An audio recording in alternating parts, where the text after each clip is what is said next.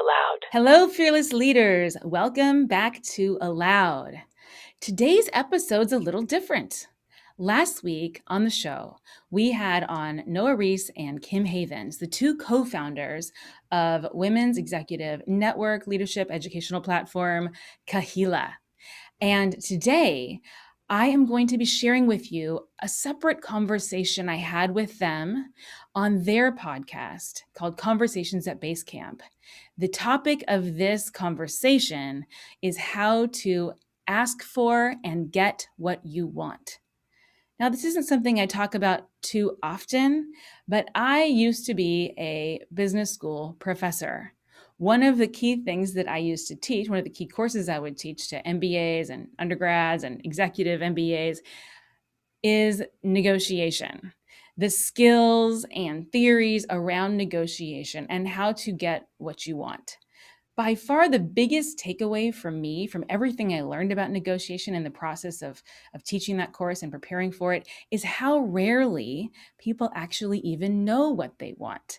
How rarely we actually look at the full spectrum of things we might ask for, and how we are just so prone to put ourselves in the box of asking for, what someone else offers us plus 5%, or what's what we thought we wanted minus 50%, the whole split the difference idea. So this podcast is going to be really interesting for you to listen to through the lens of conscious leadership, which is the one that we typically are spending most of our time in here on this show.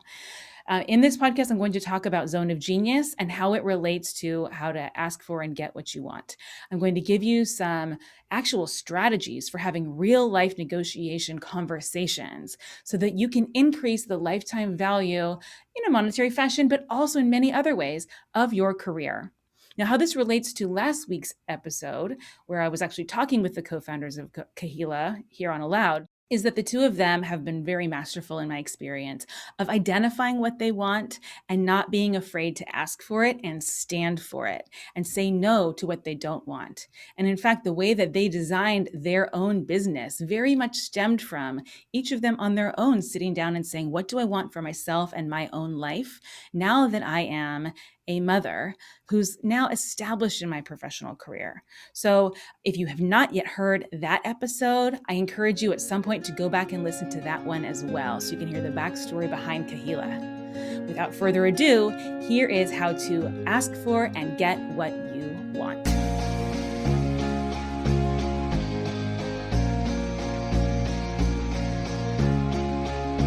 You are allowed to be whole. Aloud. When you were born, you were whole, perfect. Then somewhere along the way, you learned that parts of you were not allowed here. What are the pieces of you that you've put into the basement? The parts of you that we cannot see anymore or that you cannot even remember? And how can you reclaim the wholeness that is your birthright? I'm Dr. Caneel Joyce, and I'm here to join you in exploring these questions and many more you didn't even know you were allowed to ask. You are allowed to grow. You're allowed to dream. You are allowed to be exactly who you are and to become the next version of who you want to be. Start your journey of exploration with me right now on Aloud.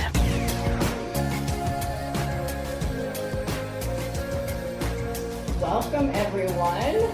So good to have you here. So today's conversation, are you asking for what you really want, or are you asking only what you think you can get? I know that is a big thing to think about. Dr. Caneel Joyce joins us to share her insights and tips on how to reach for and achieve your dreams by getting answers to the questions you didn't even know you were allowed to ask. Welcome. Welcome to Caneel. Thank you, Noah and Kim. Hello, everyone. Thank you so much for being here today. And thanks for your patience. Yes. So for more information about Caneel, please do head back to the platform, but you'll hear from her now. So usually it's not a straight line to where we are today. Usually there's some zigs, some zags in the path on the way to today. We like to start at the beginning. Tell us, how did you get to where you are today? You've had a windy path from actress to startup to PhD. Tell us. What am I doing? Basically,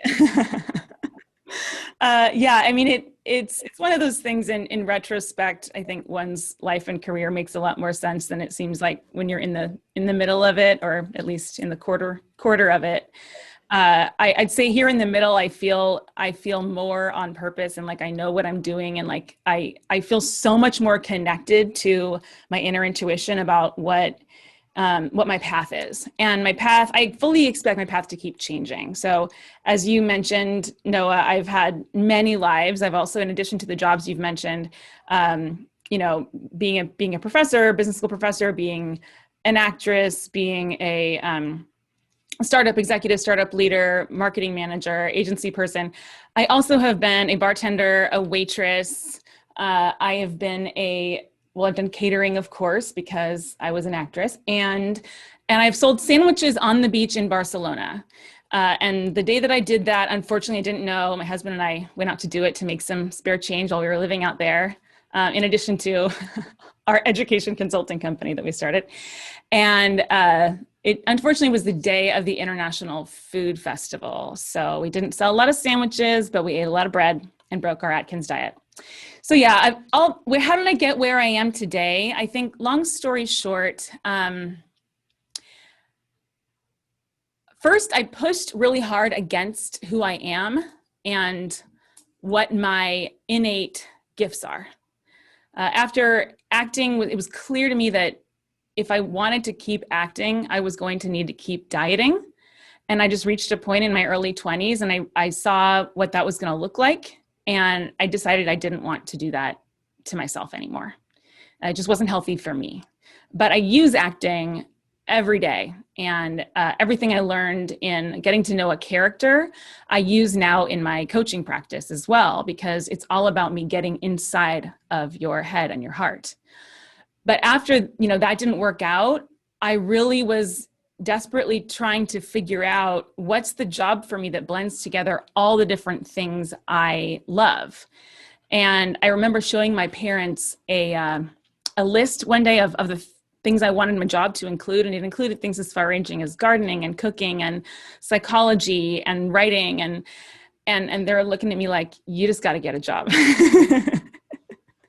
But, today, like I actually do get to do all of those things. Sometimes I garden while I coach, but I had to go through this really painful process of doing, what I might call the wrong jobs for me to be able to land here.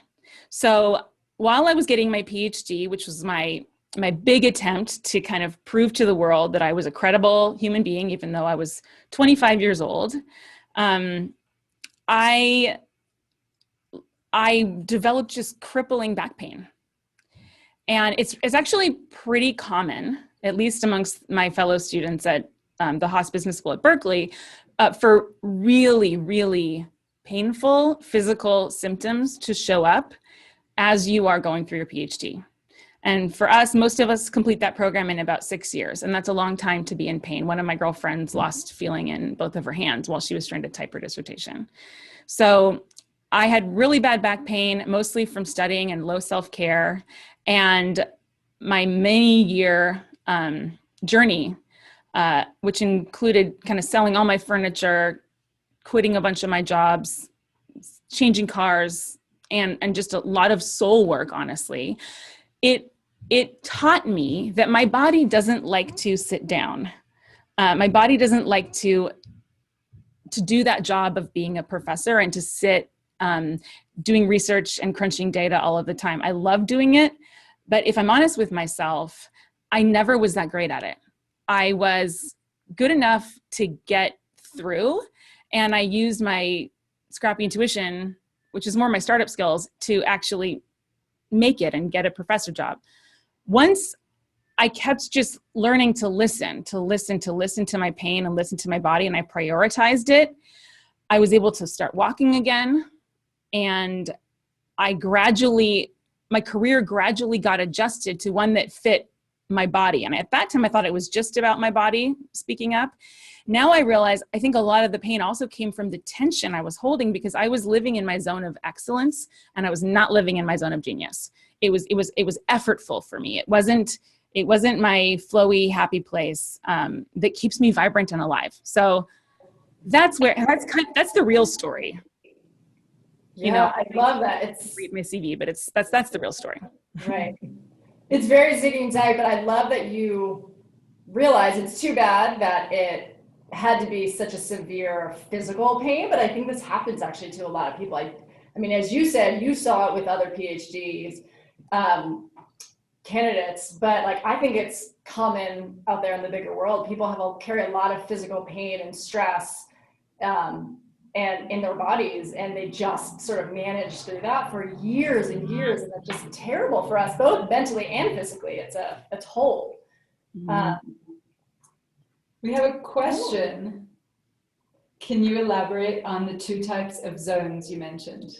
Sure. Yeah. So for those who aren't familiar with this concept, it's it's not my concept. It's one that I use a ton, and I can if you want, I can put together a post where I can add some links, and I'll put it up on the platform so you guys can get books and things like that I like on this topic. But they're basically 4 zones of being, and I only named 2. So the first zone is the zone of incompetence. And that's the place where we don't like what we're doing. We are not naturally good at it. We're not adding value. In fact, we're probably subtracting value. It's just painful for everyone. The zone of competence, these are things that you get by. You're fine at them. For a lot of us, this includes things like, paying our bill, paying a utility bill. Like, it's not like I'm earning big gold stars, but I can do it and I don't hate it. Most of the time, I don't mess it up. The zone of excellence. This is a zone that I believe most high achievers are living in most of the time. And the reason for that is we were trained to. So here's what the zone of excellence is. In my zone of excellence, I am doing something that I'm really good at. I'm great at it. I am probably recognized for it and paid for it and rewarded for it.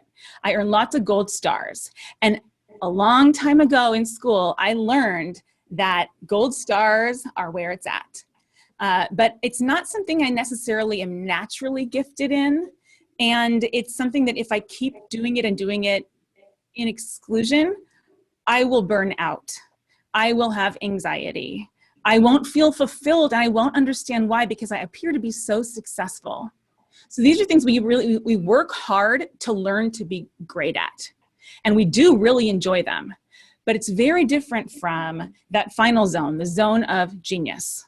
And I'm estimating that most of you on this call spend less than half your time currently in your zone of genius, and it might be quite a bit lower than that. So my invitation for you is to think about right now, what is an activity that you can remember doing where you were effortlessly adding value to the world? This activity itself is life-giving for you. You would do it whether or not you got paid. In fact, you probably have paid to do it at one point. Mm-hmm. And you love it that much. And this is when you're in a natural state of ease and flow, and it brings you right into presence. It may be something really subtle too. It may not be a thing that you would ever list on a resume, or it may not be a position in a company. It may be something like, establishing trust through your presence in a room. Something subtle like that. So that's the zone of genius that I was referencing. And so once we can find our way into that zone, and we can be in our genius, whatever we're doing, then we are going to experience much greater success with a lot more ease. We might at first have judgment about it and think, well, it should be harder than this. Like, no one wants to pay for this. Like, I shouldn't, this isn't even work. Perfect, you found it. And that's really, really healthy. It's really that's where we all want to live, right? Where you're like, effortless, and I get paid to do this. Yeah. And it's joyful to do it. Mm-hmm. So, okay, I have a question for you on this, asking and getting the topic today, the asking and getting what you want. Is there what has been a big ask in your life that you've made that really shifted and changed your life? Mm-hmm. Something that comes to mind? Absolutely. One event in particular comes to mind, and it is the one, this is kind of ironic given what I've already shared with all of you. It is the one that has most changed my life. So when I was trying to get into the Berkeley PhD program, I was looking on the website. I applied to several different programs, but that's the one I really wanted to go to. And I was looking at the website and it said only 3% of applicants are admitted. And what's the profile of a typical applicant? Well, they typically have a bachelor's degree in that area. And that was not true of me. I studied mass communications and anthropology at UCLA. And then at Berkeley, I was in the business school. So I couldn't tick that box. Their GPA was probably, closer to a 4.0. Mine was less. Their GRE scores were a little bit higher than mine, and they had research lab experience, and I had zero. Grad school was not on my radar at all while I was at UCLA. So I knew that I probably wasn't going to get in based solely on that. Of course, your essay matters and your life story and your experience, but there were some pretty big boxes I needed to tick. And I asked myself, what would Roy do? And Roy is my husband, and some of our friends actually have an acronym, WWRD, what would Roy do?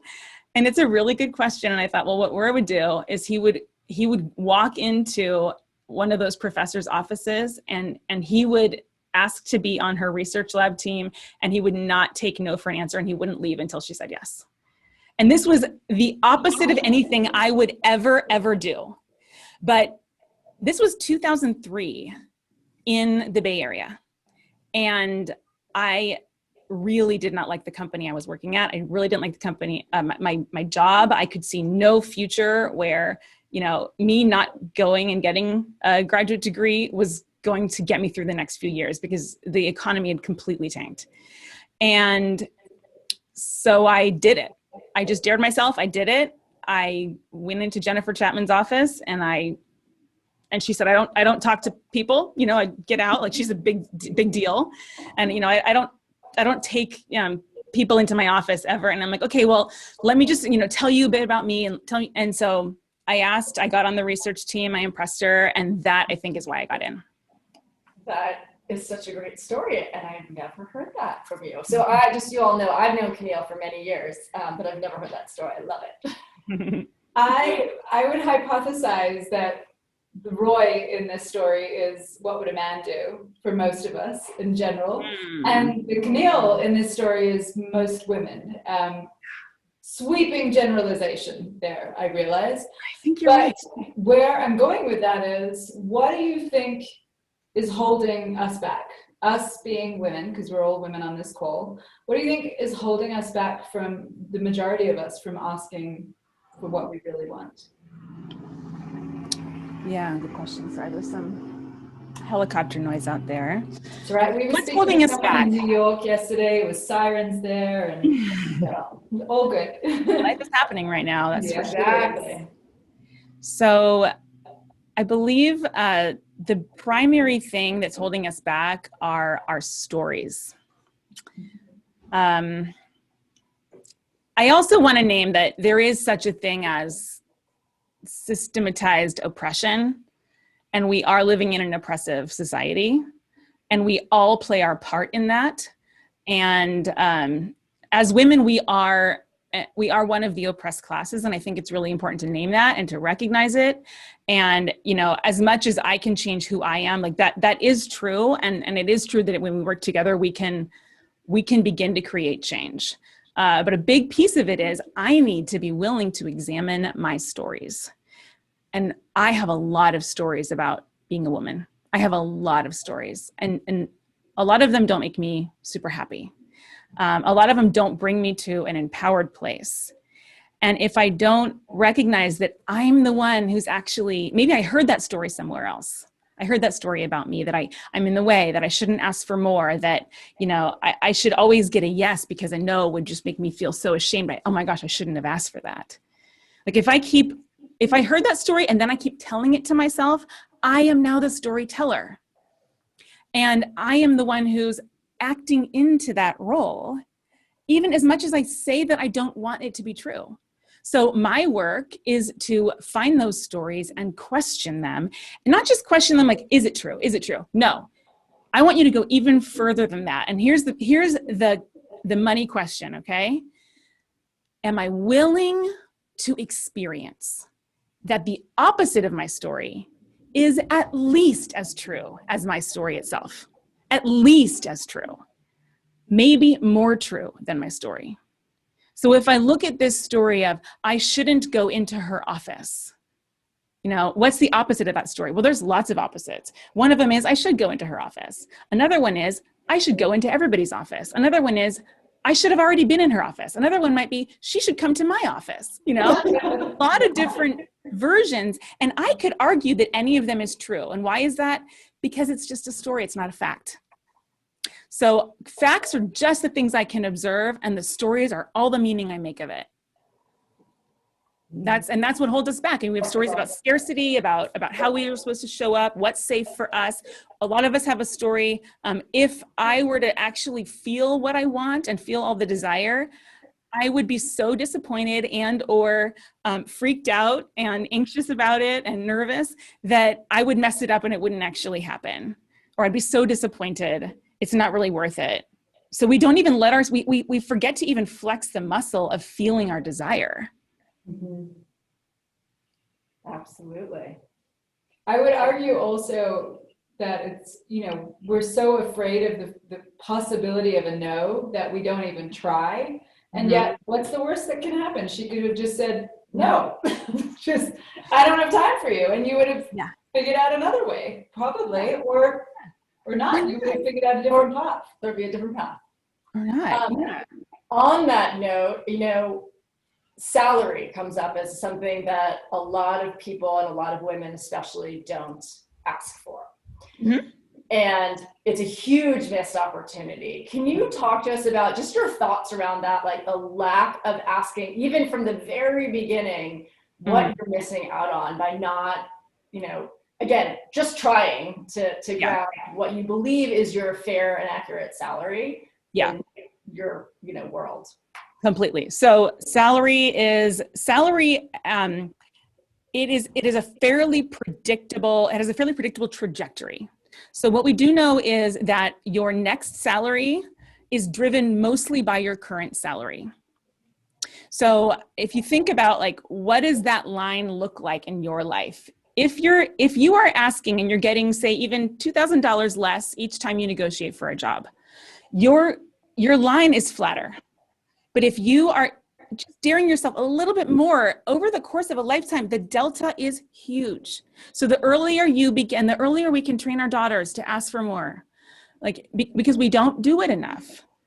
And then we end up feeling frustrated and then we blame everyone else, So we need to ask for more because there is this trajectory.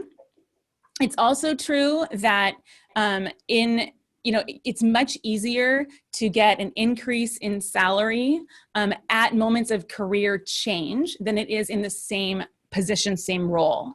Now, leveling within companies, and there's quite a lot of order to this, it does kind of constrain the results of this a little bit, but I think it goes as well with power and promotions. So we know that in those moments where we are trying to please, because we're thinking that we're still in an interview process, but actually we are in our salary negotiation with our new employer. Those are the moments when I think a lot of us feel the most scared, they're going to think I want too much. They're going to think I'm pushy. I'll wait till I get there, prove myself, and then I'll get the raise. No, your time to get the raise is when you walk in the door, and you're not going to get it unless you're willing to walk away. So this is one of the keys with any kind of negotiation. In negotiations, theory, research, practice, there's a concept called BATNA, BATNA, and it stands for your best alternative to a negotiated agreement. BATNA. Oh, I love that. Is, what's the best possible thing that you have? If this current conversation ends in a complete no for you, and you lose this opportunity, what's your best alternative, outside alternative? So another mistake I see people making, if they are wanting to maximize their net worth, the monetary value of their job at any given time, a mistake is thinking that I need to put all my focus on this negotiation, and now that I've got this job, bird in the hand, and I really want this one, then I'm going to stop applying and stop interviewing. In fact, so in any negotiation, when we're asking for what we want, the best way to gain power is to go and find a better alternative than your current best alternative. Your power in any negotiation is mathematically equal to the value of your best alternative. And that's a number that is, it contains also all of this subjective utility of an opportunity. So it includes things like, if for me, and it definitely is, for me, flexibility is really, really important. The ability to work in an environment that is pleasing and healthy for my being, my body and my mind, that's really important. So I value those things highly, and I'm willing to earn less money because that's not as important to me as the whole picture of all of these. So if you summarize all of that, that's what you're trying to maximize. Do you put like a weighted score on all the things that are important to you? I have, and I know a lot of people do. My brother has crazy spreadsheets. He's a hedge fund guy, but that you can add a weighted value to each of the variables that are most important for you. And one of the best things to do here is, so for any of the key variables that matter to you, probably salary is one, position, title, who you're reporting to, career development. There's so many different aspects, right? But you want to figure out what are all of those, and then look at your list. And then say, what's not on the list? What could I add to the list? This is helpful not just in you determining, the value of any given potential offer. It's also really helpful in you shaping the conversation in the interview process or in the negotiation, in the conversation. And this applies to career stuff, sales stuff, marriage stuff, kid stuff. It applies to all stuff. But the more you can do to expand the pie and bring additional elements of the negotiation in, the more opportunities you have to find a win-for-all solution. So not just a win-win, but a win for all. I know for me right now, in my negotiations, my kids are my stakeholders. And they are always in my mind. I'm looking for the win for all. What's a win for them and for me and for my husband and for my client and for my partners and my staff and all of that. So the win for all is possible because now we can make a bunch of different trade-offs and package and bundle up these variables together. And so maybe I'm willing to flex a little bit in this area, and you don't know it. You're assuming that's the most important one for me. If I can bring more stuff into the conversation and just have much more transparency than we typically allow ourselves in negotiation, then we can find that thing that both of us are saying, this is actually more valuable to me as a whole. Mm-hmm. And that's what we want.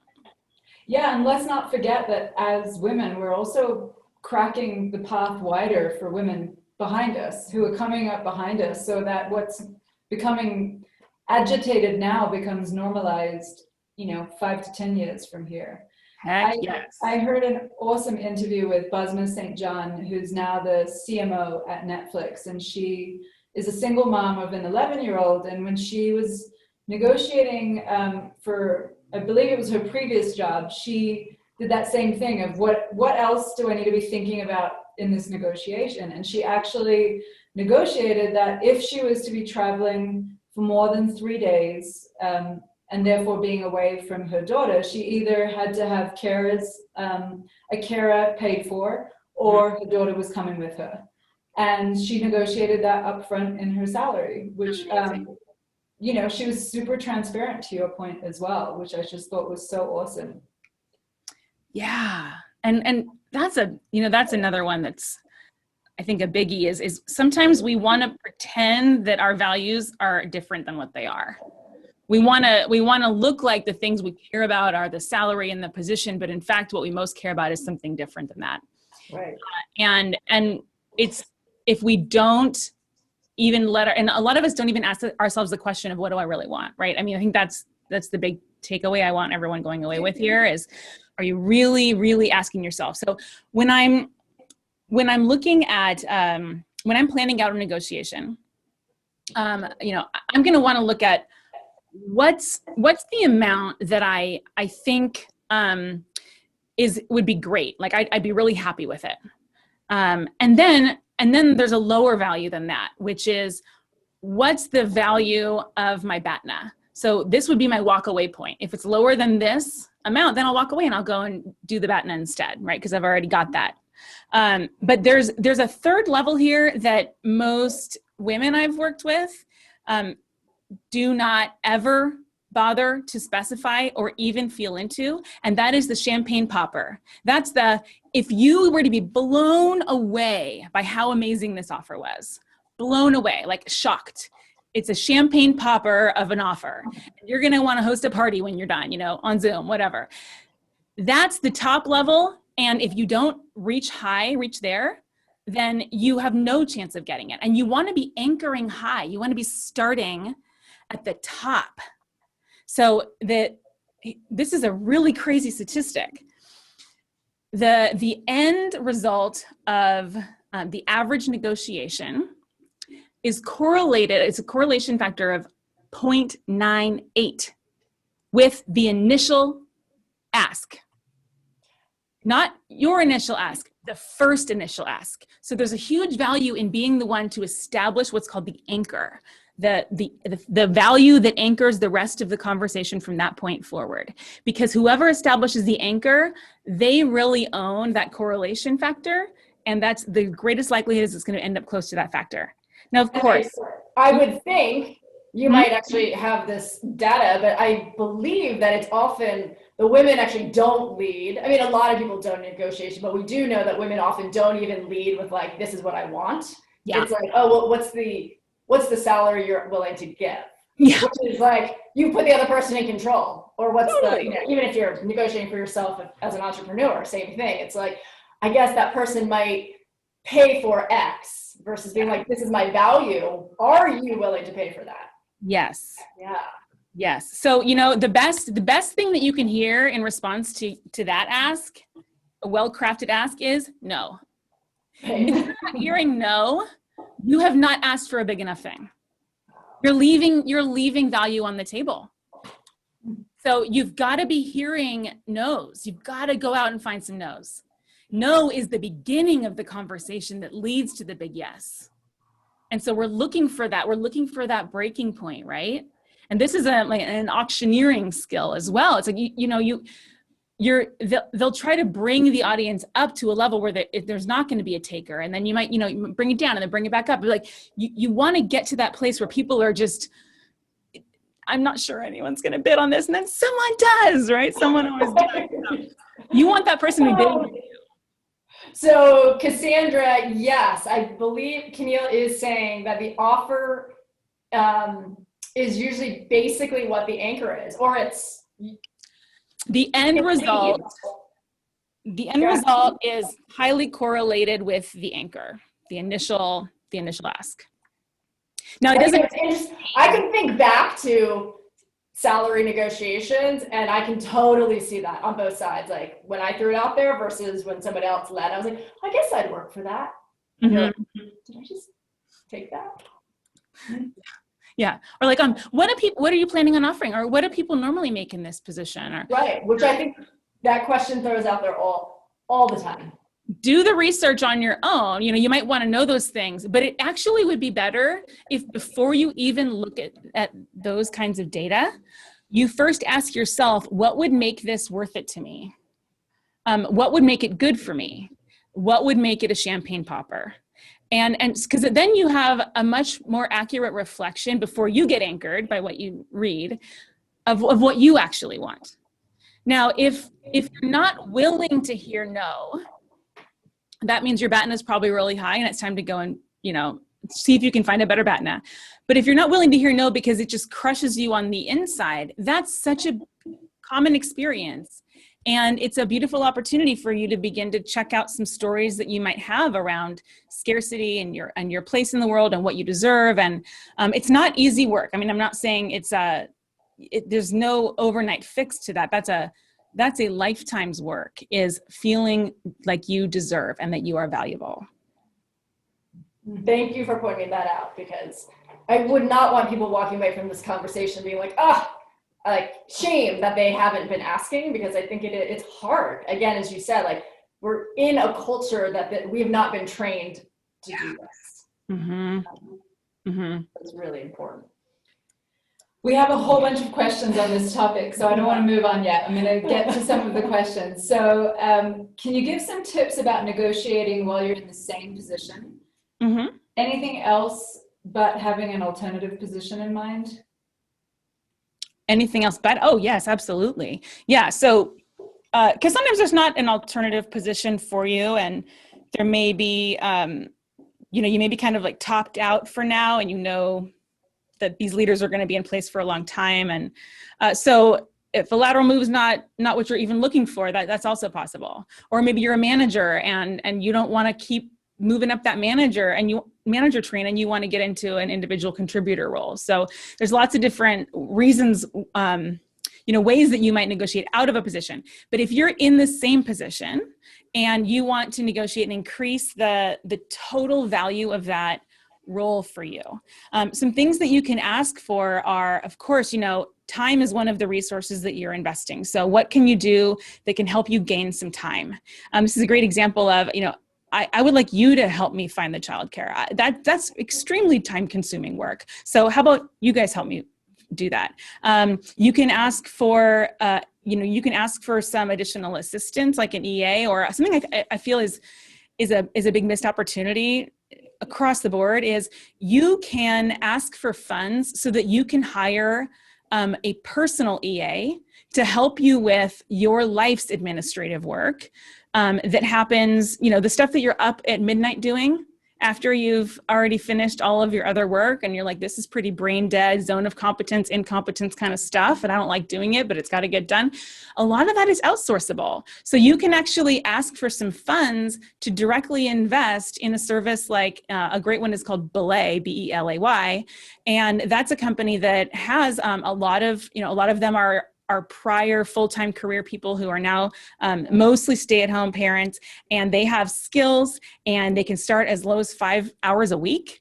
And there are so many administrative tasks that I have on autopilot, essentially, that I don't do for myself. And when I do, I mess them up. So it's great.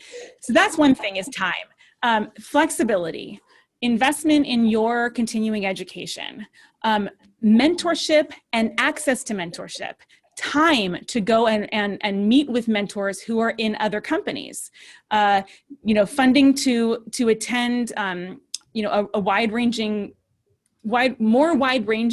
variety of educational and cultural experiences than maybe you've been doing before, for networking purposes. Because one thing we do know is the diversity of our networks in terms of not just demographic diversity, which is also part of it, but it's also, diversity of the types of topics that you can have conversations with people about. That's a really big indicator of how valuable your network is going to be for your lifetime.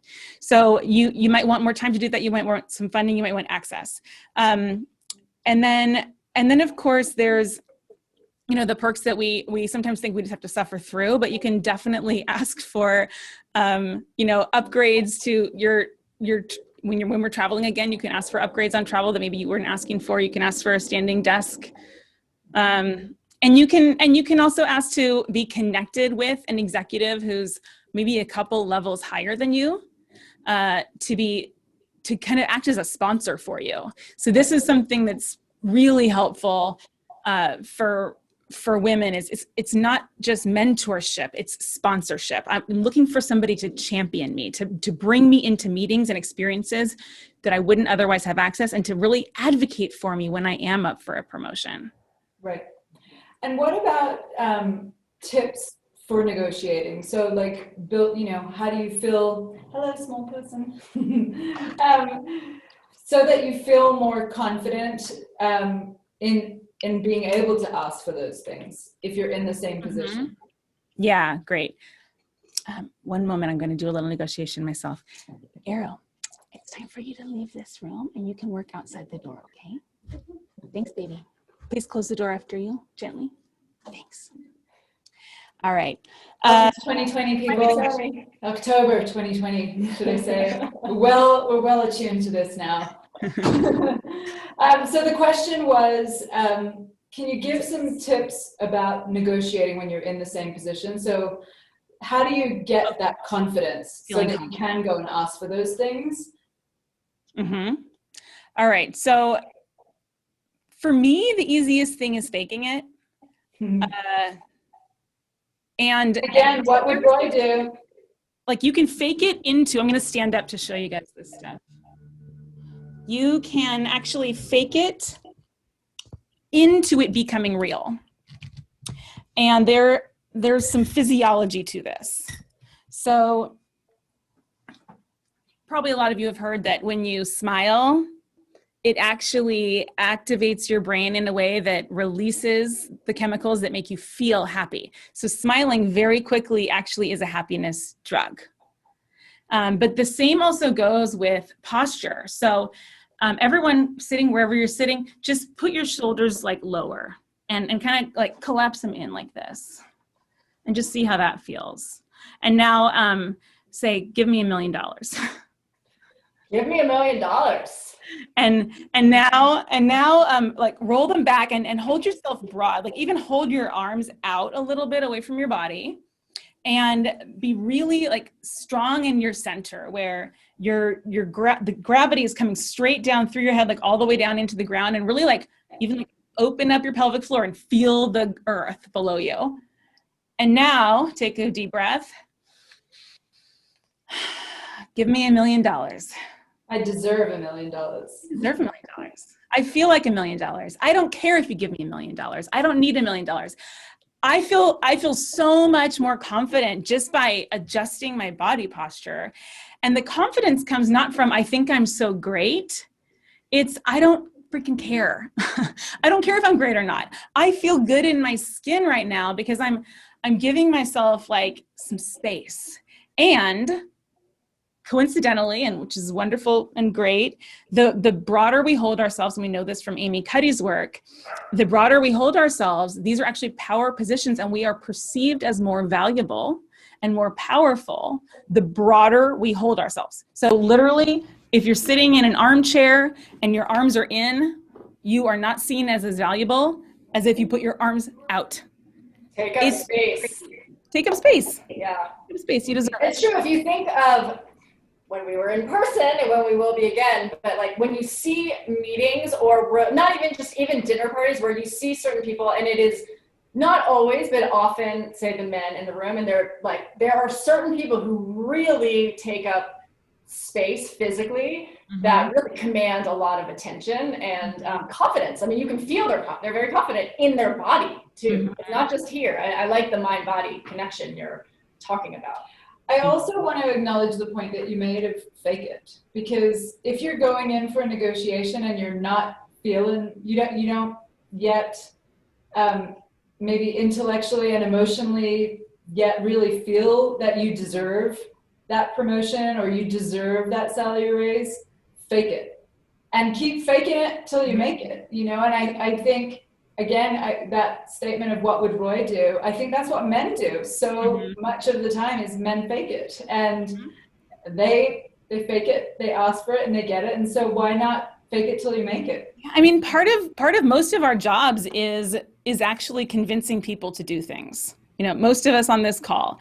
And so it's not even a trick or a cheat to do this. Actually, you're getting hired in part because confidence will make you more valuable. Like, you are demonstrating value by doing that. You need to be able to walk into a room when you're feeling nervous and establish credibility quickly, establish likability quickly, and establish that you're powerful and that you're not going to take no for an answer, but you don't need to be pushy about it in order to be grounded in it and strong, So I think we worry like, oh, that, that really wouldn't be ethical, or if you think about it, it's in everybody's best interest for them to want to value you more when you feel confident. But there's other things that you can also do. I mean, I've actually found that when I used to drive to auditions, I could pump myself up by talking and like trying to make my voice sound really confident as I told myself really great things about myself. It felt ridiculous at the time. I think I learned it on a Brian Tracy sales tape or something like that. But it felt ridiculous, but it actually really, really worked. And so I've stuck with that. And then I would say confidence is the byproduct of the present mind. So when we're present and we're not in the future, thinking about what's about to happen, what could happen, what we need to get done, what are they going to say, what are they thinking of me, how's that going to impact? We're not in the future, and we're also not in the past, like, oh gosh, what did I just say? Or, oh, I'm trying to remember the things I planned on saying. then we're in the present. And the present is just right now, right here with what's happening, what I can actually observe with my senses. That's it. And from that place, I am much less concerned about my confidence, and I'm much more able to connect to gratitude. So a gratitude practice is a fairly fail-safe way, foolproof, fail-safe way to connect you with that person that you are when you are confident, and to connect you with presence. I love that. I never connected gratitude to confidence, but it makes perfect sense. And it just makes sense, brings you back to the present moment. Yeah, absolutely. Ooh, this conversation has gone so quickly. We just have a couple more minutes. Let's see. Where do we want to go from here? We've got a couple, there are a couple questions. What about, so this links into one of the questions we have from the community, but for people who are trying to figure out what they should ask beyond the things that they've been, research that they've done, when you think you might be selling yourself short, how do you figure that out? What, like, beyond just like the actual, like, okay, well, there's this range and maybe I'm in that range, but I really feel like I'm selling myself short here. How do you figure that out? And then how do you also deliver that to your, bring that go back to your manager? How do I then? So I really like this concept of the whole body yes. Whole body yes. So my practice, my commitment to myself is I don't say yes unless I have a whole body yes. If I don't have a whole body yes, I have a no. Now, what is a whole body yes? It means that my gut says yes, like my body physically feels at ease and my energy is flowing through me easily. My emotions say yes. Doesn't mean I'm not scared or any emotion, but my emotions are, I'm attracted to this yes. And then my head says yes, like it makes sense to me. It checks out. And I also think there's a thing about like my spirit or my soul says yes. I mean, sometimes you just feel called to do something and you're not even sure why. It might not even make sense to your head, but that's a thing that I actually personally listen to my spirit's yes, and I let that one veto the rest because that one doesn't steer me wrong. But if I don't feel I have a whole body yes, and the more you practice like staying rigorous about this, the quicker you'll feel it. Then I know it's a no, and I get curious about why that is. Now, sometimes I may not have a whole body yes to some element, let's say, of my job. Okay, there's a project I'm on that I don't like. And I've thought, okay, here's what's going on with the job. It's just this one project, and I'm going to see if I can create a different solution here. There's a way that I can get creative and look for a win for all solution. But say that it's not what happens. I'm not able to. I'm still assigned to this project. It's critical for my role. I might have a whole body yes to keeping my job. And that's the higher level whole body yes for me. So I think sometimes we can let our focus of attention dwell on the things that are missing or that are wrong, and we forget that there's a bigger reason why we're here, why we're doing this thing, and maybe it's not even because you love the job so much. It's because right now life is presenting a lot of challenges already, and it's not a good time for you to make a change, whatever it is. But when I feel like I'm leaving value on the table, I'm going to feel it in that way. I'm not going to feel the whole body yes. And when that happens, you can always ask for some time to just even like, give me a few seconds. Something's coming up for me. I just want to kind of check this out and make sure that I'm really clear. You can ask to sleep on it. You can say, I'd like to get back to you in 2 weeks. You can say, I need some time to think about this. I'm not sure exactly when I'll have an answer, but if you'd like to come back and check in and see where I am with it at some point, or if your timeline changes and you need me to answer more quickly, let me know. But right now, I'm not quite a yes right now. And I'm going to go figure out what a yes would look like. So whenever we have a no, we always have a yes to something. We just need to figure out what the yes is, right? So the other thing is that power structures like to present us with boxes. If you're designing a complex organization, of course, you need to put structure in place. It's what makes it work. However, there are timelines and there are timelines. And sometimes you don't have a whole body yes to waiting for the next official opportunity where requests are allowed.